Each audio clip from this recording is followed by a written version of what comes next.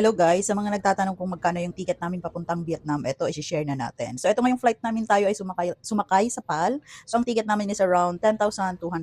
So that is already round trip, pero without luggage siya. So hand carry lang ang meron. So ayan si Teacher Jen kasi first time yung mag-travel international. So ang usually ang sale ng PAL ay may gabi siyang panggabi siyang trip. So yung papunta namin is gabi kaya ayan o medyo may kulog kaya ang tagal naming makaalis.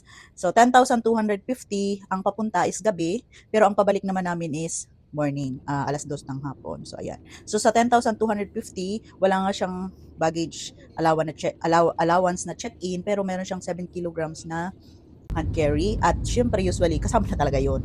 Pero ang PAL is napakaganda niya kasi meron na siyang pagkain kasama kahit hindi ka nag-order. So ayan. So eto na, andito na kami, nakarating na kami sa Noi Bai International Airport. So usually kasi sa PAL na talaga ako sumasakay. Kasi dati doon sa kabilang airlines is meron sa akin nangyari na nakaka-trauma. So matagal-tagal na tayong hindi sumasakay doon sa kabila. Tsaka isang beses sumakay ako, yun nga, parang nahulog yung eroplano, gabi ang kaba ko. Akala ko katapusan ko na. Kaya tuwing nagta-travel ako is PAL talaga yung sinasakyan ko ngayon. So although medyo pricey siya, ang ganda naman ng serbisyo nila. So hello PAL, baka naman, joke lang. So sa mga gustong mag-travel sa Vietnam, so mag-abang kayo ng mga sale na ticket. So 10,000 plus yung sa PAL. Usually ganun talaga yung sale nila. Pero yung mga ibang airline is mas mura pa. Meron ng 8,000, meron ng 6,000, ganyan.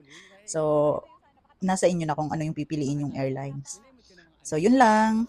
So ito yung natin, dito pala yung antayan nun ng sleeper bus kasi after namin mag-arrive ng Noi Bai International Airport, that is the international airport for Hanoi. So punta kami ng Sapa.